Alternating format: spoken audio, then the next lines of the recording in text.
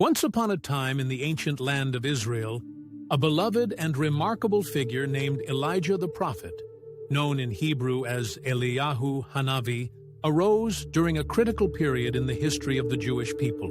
During Elijah's lifetime, the land of Israel was divided into two kingdoms, the kingdom of Judah and the kingdom of the 10 tribes. At the time, the northern kingdom was ruled by King Ahab. However, the true power in the palace lay with his wife, Queen Jezebel. She was originally a Phoenician princess and brought her foreign ways to Israel. One day, Elijah confronted King Ahab, delivering a stern warning about the consequences of this idol worship. "If you do not abandon the worship of Baal and return to God," Elijah declared, "there shall be no rain in this land until I say the word." This proclamation marked the beginning of a severe drought and famine that swept across Israel and beyond it, causing unimaginable suffering. After delivering this message, God instructed Elijah to hide by the brook of Cherith near the Jordan River. There, he would find sustenance provided by ravens.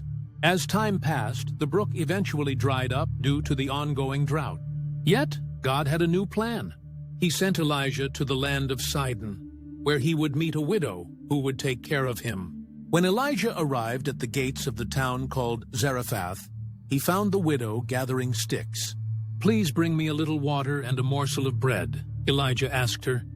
The widow responded sorrowfully, "All I have is a handful of meal in a jar and a little oil in a cruse. I was just about to prepare one last meal for myself and my son."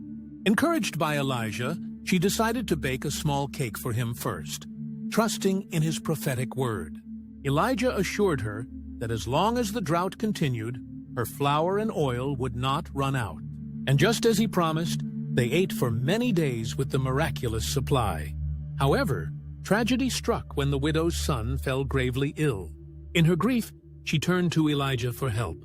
Elijah took the boy, prayed to God, and performed a miracle, reviving the child and returning him to his mother.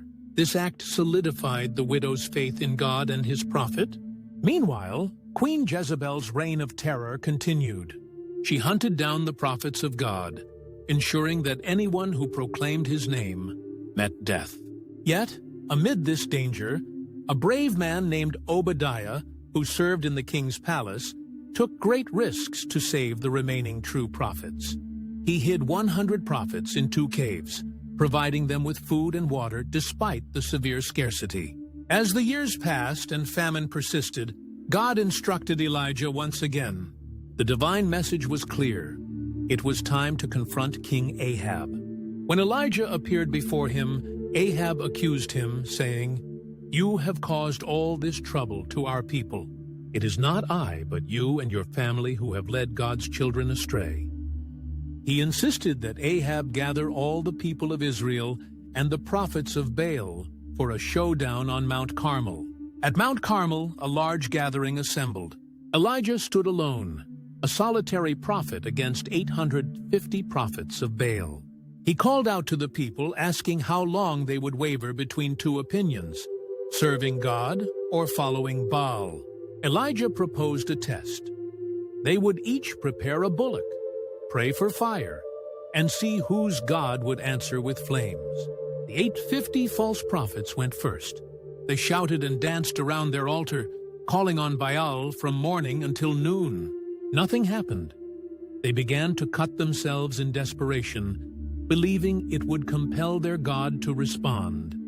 But still, Baal remained silent. Under oppressive heat and seemingly endless cries, they utterly exhausted themselves.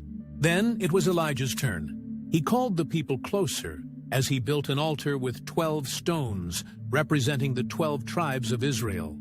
He arranged the wood and laid the bullock on the altar. To heighten the challenge, Elijah drenched the altar with water, filling a surrounding trench. He then prayed simply but powerfully, asking God to reveal himself. In response to his earnest prayer, fire suddenly descended from heaven, consuming the sacrifice and everything surrounding it. The awestruck crowd fell on their faces, proclaiming, "The Lord, he is God. The false prophets were subsequently captured and executed. Shortly after this monumental event, a little cloud appeared in the sky, and soon rain fell in torrents, ending the severe drought. This was a powerful testament to God's authority and Elijah's role as his prophet. Throughout generations, the truths proclaimed that day on Mount Carmel echo through Jewish history. The confession of faith that the Lord, He is God, became an enduring declaration, especially at the conclusion of Yom Kippur services when congregants joyfully proclaim this truth 7 times. Elijah's story is not merely an ancient tale, but a reminder of faith and divine intervention, a truth to consider deeply. As traditions hold, before the arrival of Moshiach, the righteous Redeemer, Elijah will come to herald the hopeful tidings of salvation. In closing, the tale of Elijah the prophet inspires reflection on belief, trust, and the singular power of God.